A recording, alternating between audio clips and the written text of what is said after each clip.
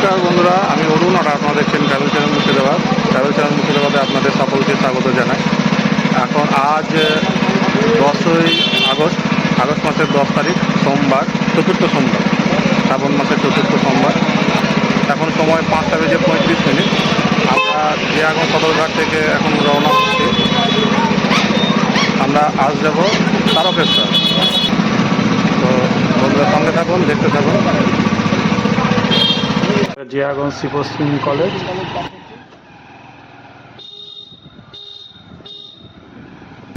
কাঠগোলা বাগানের পাশ দিয়ে যাচ্ছি।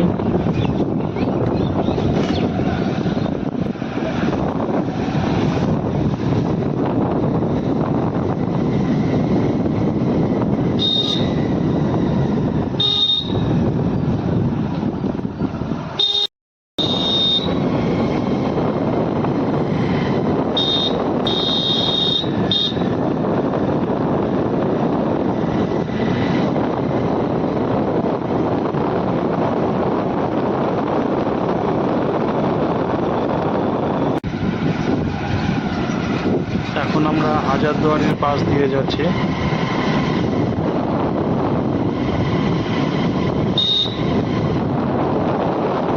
সামনে ত্রিপলিয়া গেট।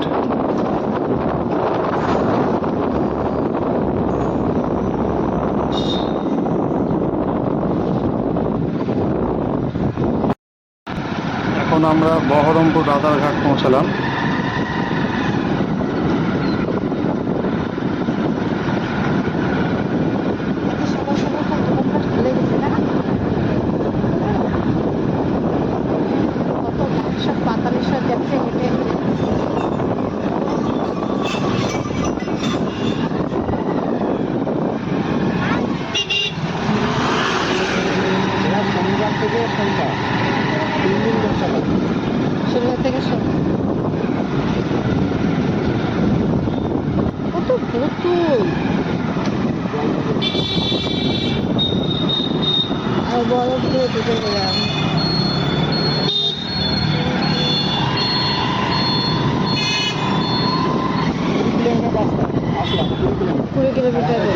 এখন সকাল 6টা আর আমরা ক্রস করছি বহরমপুর।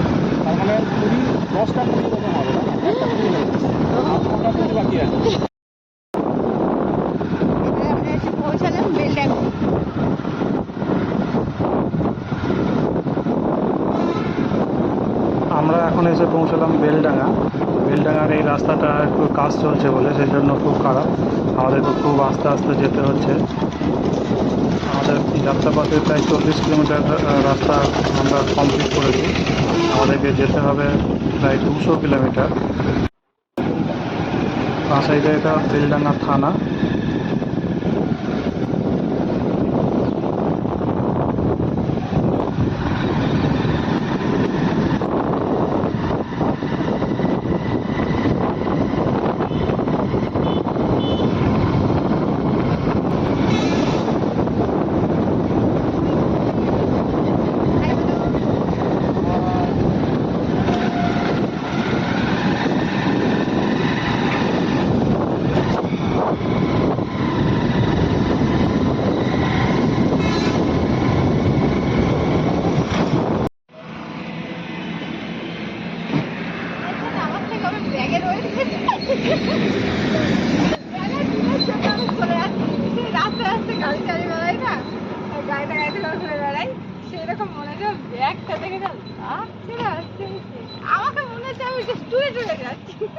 আমরা এখন এসে পৌঁছালাম পলাশী। প্রায় আমাদের যাত্রাপথের প্রায় 57 কিলোমিটার রাস্তা আমরা অতিক্রম করলাম। আমাদের যেতে হবে প্রায় 200 কিলোমিটার। আমরা তার মধ্যে চলে আসলাম 57 কিলোমিটার। এখন সকাল 7:30 আর আমরা এখন এসে পৌঁছালাম পলাশী। এই যে দেখতে পাচ্ছেন, এই যে পলাশী মনুমেন্ট যাওয়ার যে রাস্তাটা,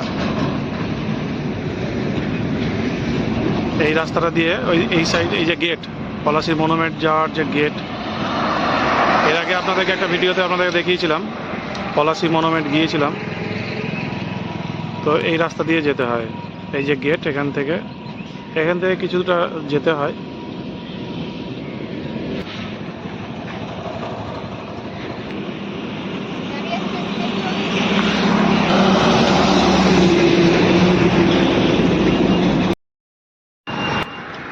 এখন আমরা পৌঁছালাম বেথুয়া ডোরি। সামনে ডান দিকে দেখতে পাচ্ছেন এটা বেথুয়া ডোরি ফরেস্ট।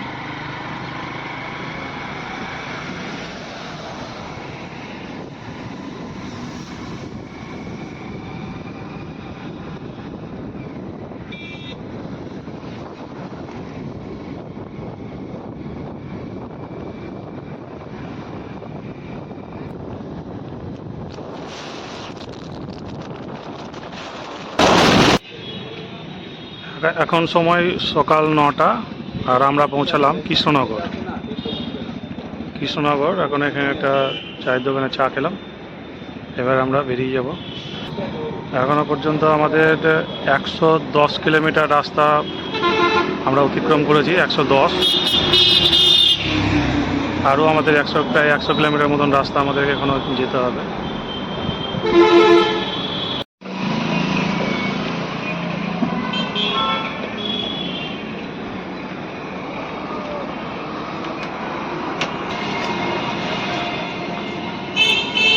নিয়েছো?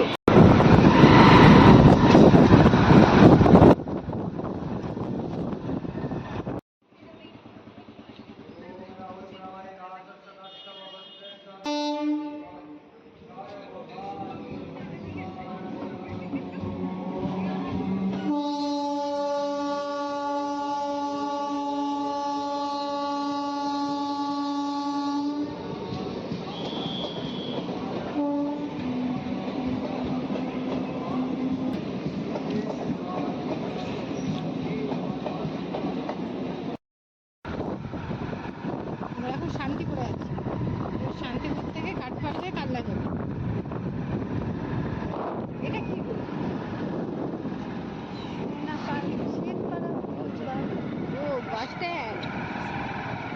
আমরা এখন এসে পৌঁছেছি শান্তিপুর। আমরা শান্তিপুর এখান থেকে আমরা গঙ্গা পার হব, দিয়ে কালনা যাব।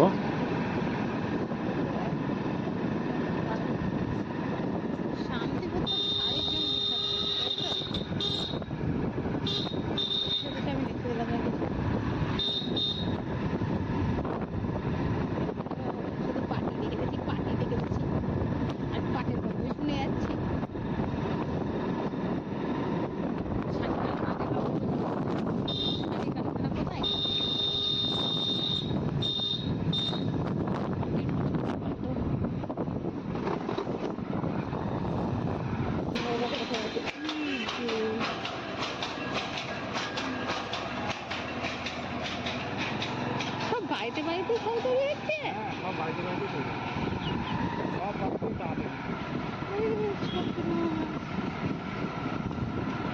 কারখানা দেখা যাক, দোকানও দেখাও, তাহলে 2-4টে শাড়ি কিনে নেবো।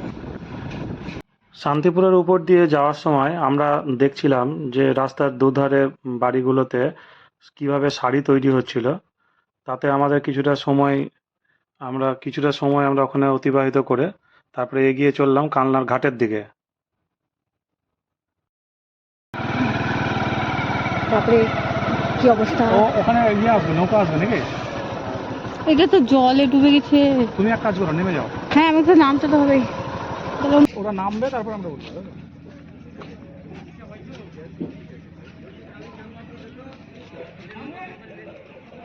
দেখো কি স্পিডে আসছে, দেখো। ভিডিওটা আসলে জলে ওটা ওখানে থাকবে, এখানে থাকবে, কোন দিকে থাকবে রে ভাই? না না, ওটা এখানেই আসবে মনে হয়। আমরা এখন এসে পৌঁছালাম শান্তিপুর আর কালনার যে ফেরিঘাট, সেই ফেরিঘাটে। কিছুদিন আগে মমতা ব্যানার্জি বলেছিলেন যে এইখানে 1100 কোটি টাকা খরচা করে ব্রিজ তৈরি করেছেন, কিন্তু আমরা এখানে এসে যা দেখলাম, ব্রিজ তো তৈরি হয়নি, এমনকি কাজও শুরু হয়নি। এখানে নৌকা চলাচল করে। তো আমরা এখানে এই নৌকা পার হয়ে আমরা কালনা পৌঁছাবো। ওটা সাবধান উঠবা, আস্তে আস্তে যেও।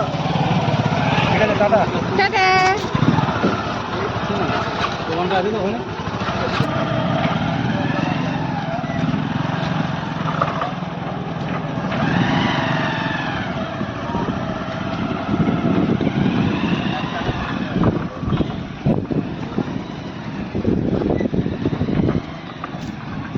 বাপরে বাপ।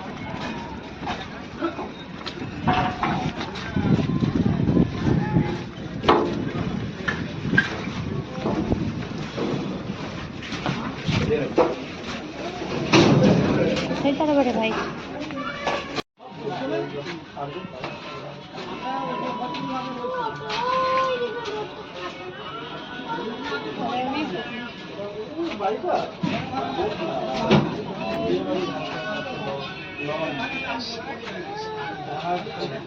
এখানে পার হতে জনপ্রতি 5 টাকা লাগে এবং মোটরসাইকেলের জন্য 15 টাকা। তো আমাদের দুজনের 5 5 10 আর মোটরসাইকেলের জন্য 15, অর্থাৎ 25 টাকা আমাদের লাগলো।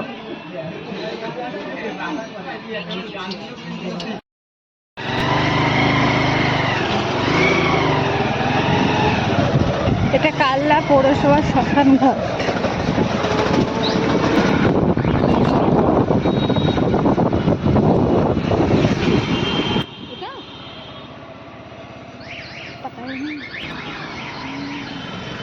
আমরা এখন পৌঁছে গেছি কালনা শহরে, আর আমরা এখন যাচ্ছি 108 শিব মন্দির দেখতে।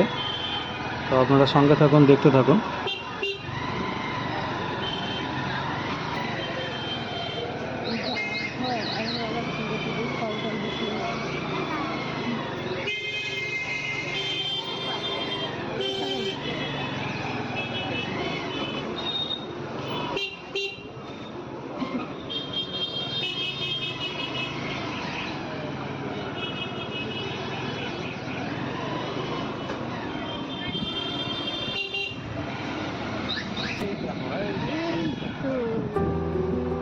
এখন আমরা আসলাম কালনা 108।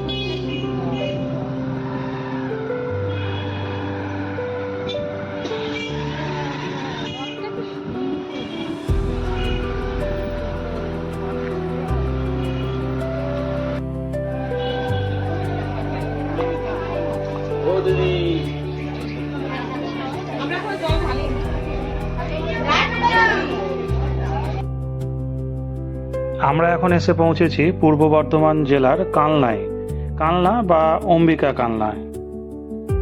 অম্বিকা কালনার এই 108 শিব মন্দির, যাকে নব কৈলাস মন্দিরও বলা হয়, 108 শিব মন্দির, এটি রাজবাড়ি চত্বরে অবস্থিত, রাজবাড়ির ঠিক সামনে। 1809 সালে মহারাজা তেজচন্দ্র বাহাদুর ও তার মা বিশাল কুমারী নির্মাণ করেন এই মন্দির। এটি দুটি সমকেন্দ্রিক বৃত্তে সাজানো 108টি ছোট আটচালা শিব মন্দিরের এক অপরূপ স্থাপত্য। এর বাইরের বৃত্তে 74টি এবং ভিতরের বৃত্তে 34টি মন্দির রয়েছে।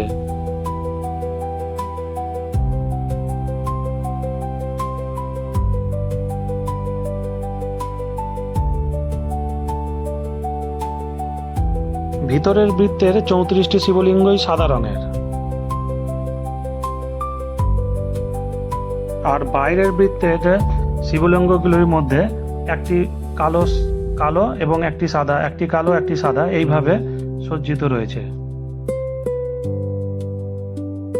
মন্দিরের ঠিক মাঝখানে একটি কুয়ো রয়েছে, যেখান থেকে জল সংগ্রহ করে হয়তো সমস্ত শিবের মাথায় জল ঢালার জন্য ব্যবস্থা রয়েছিল, কিন্তু বর্তমানে এখন ওই জলাশয়টি ঘেরা অবস্থায় রয়েছে।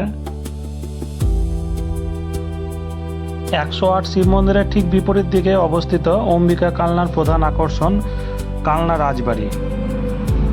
এই কালনা রাজবাড়ি চত্বরে রয়েছে প্রতাপেশ্বর মন্দির, লালজি মন্দির, কৃষ্ণচন্দ্রজি মন্দির, রাসমঞ্চ। এই সমস্ত মন্দিরগুলোতে রয়েছে টেরাকোটার কাজ। প্রতাপেশ্বর মন্দির তৈরি হয় 1849 সালে। এই মন্দিরের চার দেওয়ালে রয়েছে রাম রাবণের যুদ্ধ, দেবী দুর্গা এবং পৌরাণিক কাহিনীর অত্যন্ত নিখুঁত পোড়ামাটির কাজ। 25 চূড়া বিশিষ্ট লালজি মন্দিরটি তৈরি হয় 1739 খ্রিস্টাব্দে।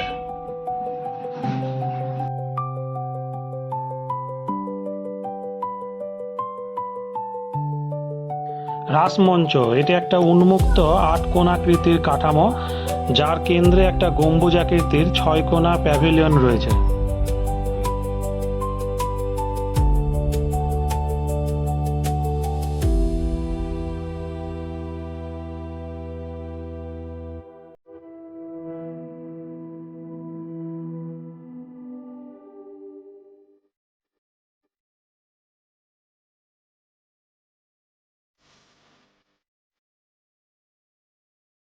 আঙ্গুল দেখান গণনাকারীকে সঠিক তথ্য দিন।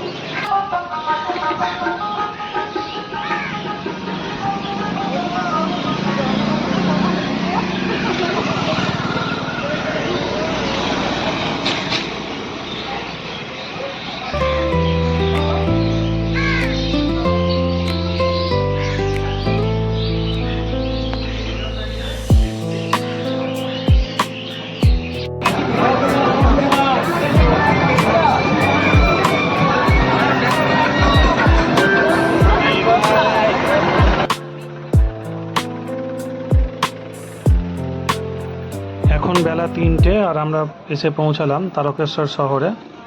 আমরা এখন মন্দিরের দিকে এগিয়ে যাচ্ছি। এখন ভিড় অনেকটাই কমে এসেছে। সেই রাত্রি থেকে সকাল পর্যন্ত বেলা 12টা পর্যন্ত যে ভিড় থাকে সেই ভিড় এখন আর নেই। এখন আমরা সেই জন্যই মোটরসাইকেল নিয়ে এগিয়ে যেতে পারছি মন্দিরের কাছাকাছি। এই প্রসঙ্গে বলে রাখি, এই মন্দির প্রতিষ্ঠা হয়েছিল 1729 খ্রিস্টাব্দে। আর এই মন্দির প্রতিষ্ঠা করেছিলেন মল্লভূমের রাজা ভরমল্ল রাও।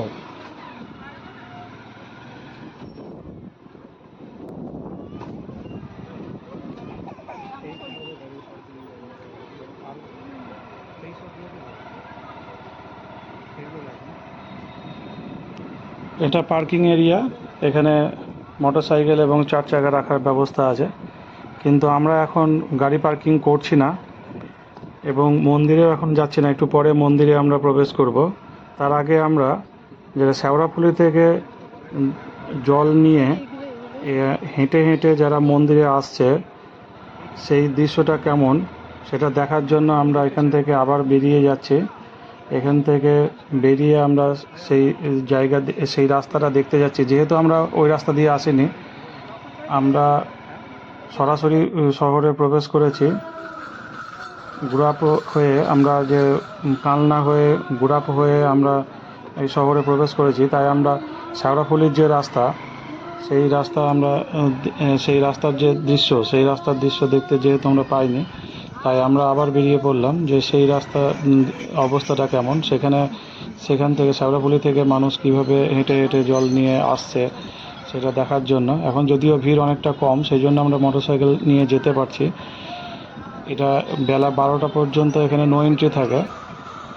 এখন ভিড় অনেকটাই কমে এসেছে, সেই জন্য আমরা মোটরসাইকেল নিয়ে যাচ্ছি যে আমরা কিছুটা যাই দেখে আসি। এখান থেকে 3-4 কিলোমিটার রাস্তা ওয়েলকাম গেট পর্যন্ত আমরা যাব, আবার ব্যাক করব এবং মন্দিরে এসে আমরা পুজো দেব।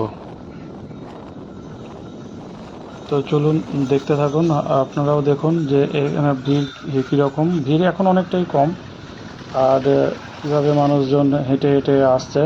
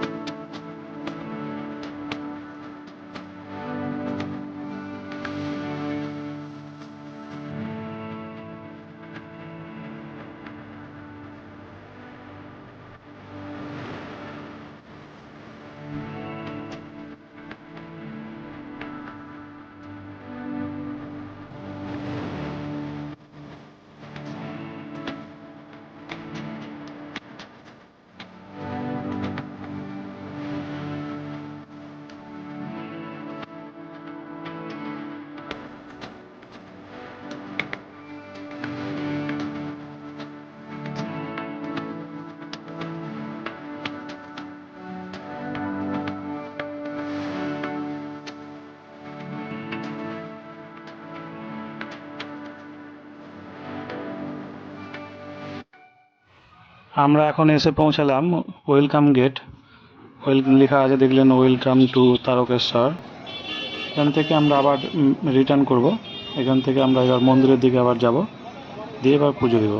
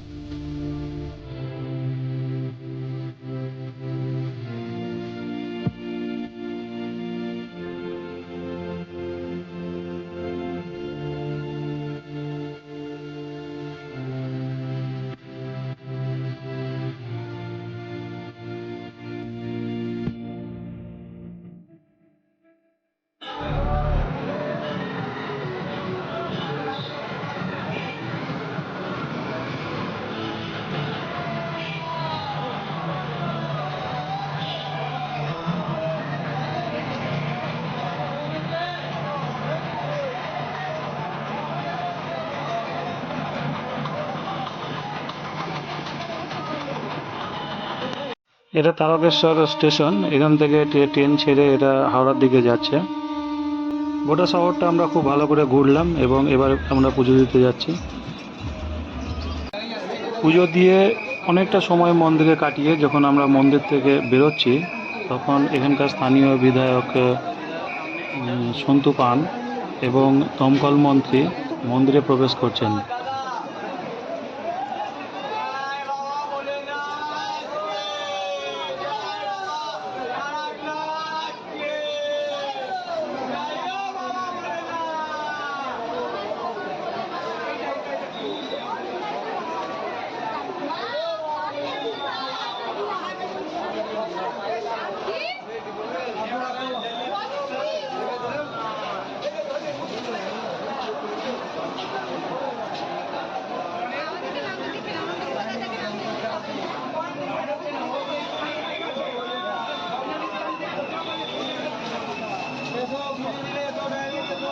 সামনে এই যে পুকুরটা দেখছেন, এটাই দুধ পুকুর।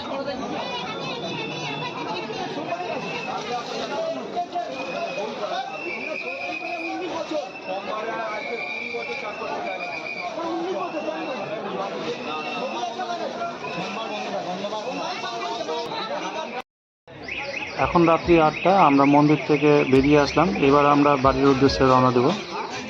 কিভাবে আমরা বাড়ি ফিরলাম সেটা থাকবে নেক্সট ভিডিওতে। এমনিতে এই ভিডিওটা অনেক বড় হয়ে গেল। তো ভালো থাকবেন, সুস্থ থাকবেন।